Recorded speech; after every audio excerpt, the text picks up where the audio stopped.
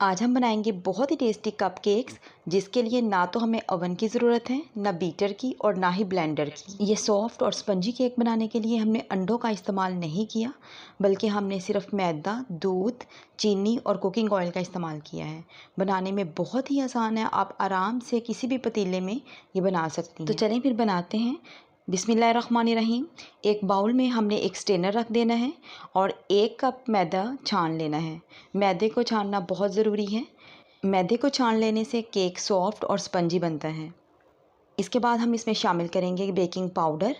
ये baking powder है, baking soda इस्तेमाल नहीं करना। तो बेकिंग पाउडर के तकरीबन मैं 1 टेबलस्पून और हाफ़ टेबल स्पून इसमें शामिल करूँगी। स्पून की मदद से हम इसको अच्छे तरीके से मिक्स करेंगे और एक साइड पे रख देंगे।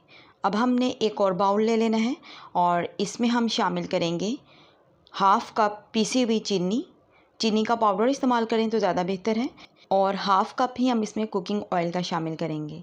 अब हमने इसको अच्छे तरीके से मिक्स कर लेना है। तकरीबन 5 मिनट के लिए आपने अच्छे तरीके से इसको मिक्स कर लेना है। मिक्सिंग आपने अच्छी करनी है, इसमें कोई भी गुठली ना हो। इसके बाद हम इसमें 1 कप नीम गर्म दूध शामिल करेंगे। फ्रिज में रखा हुआ ठंडा दूध इस्तेमाल ना करें, बल्कि फ्रिज में से निकाल के उसको थोड़ा सा हल्का सा नीम गर्म कर लें, तो फिर आप इसमें शामिल करें। और इन तमाम चीज़ों को अच्छे तरीके से हमने मिक्स कर लेना है। अब हम इस लिक्विड मिक्सचर को मैदे में शामिल कर देंगे। दोबारा से हमने इन तमाम चीज़ों को अच्छे तरीके से मिक्स कर लेना है। क्योंकि हम इसमें ब्लेंडर का इस्तेमाल नहीं कर रहे, तो हम हाथ से ही इसकी मिक्सिंग कर रहे हैं, तो हमने अच्छे तरीके से इसकी मिक्सिंग करनी है, कोई भी गुठली बाकी ना रहे। चाहे आपको 5 मिनट का टाइम लगे, 7 मिनट, तो आपने मिक्सिंग अच्छी करनी है। इसके बाद मैं इसमें शामिल करूँगी 1 टीस्पून वनीला एसेंस का। अगर आपके पास है तो आप इसमें शामिल कर सकते हैं, अगर नहीं है तो कोई मसला नहीं है, शामिल नहीं भी करेंगे तो फिर भी ये केक बहुत ही मज़े का बनता है। ये सिर्फ एक अच्छी सी खुशबू के लिए हम इसमें शामिल करते हैं। अब हमने कप्स ले लेने हैं। कप्स को आपने अच्छे तरीके से वॉश करने के बाद ड्राई कर लेना है। कप गीले ना हों और खुश्क होने चाहिए। और इसके बाद मैं इसमें थोड़ा थोड़ा सा कुकिंग ऑयल शामिल कर रही हूँ और कुकिंग ऑयल को हमने अच्छे तरीके से कप्स के ऊपर लगा लेना है।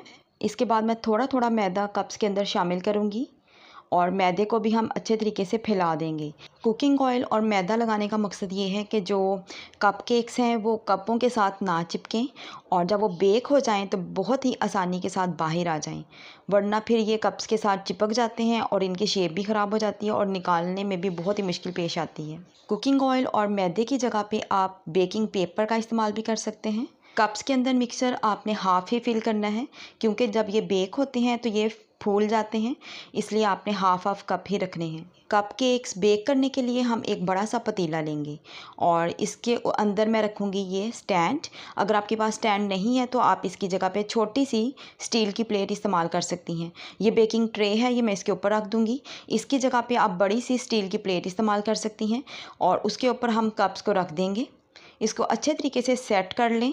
कप केक्स बेक होने के लिए सिर्फ 30 से 35 मिनट का टाइम लगेगा।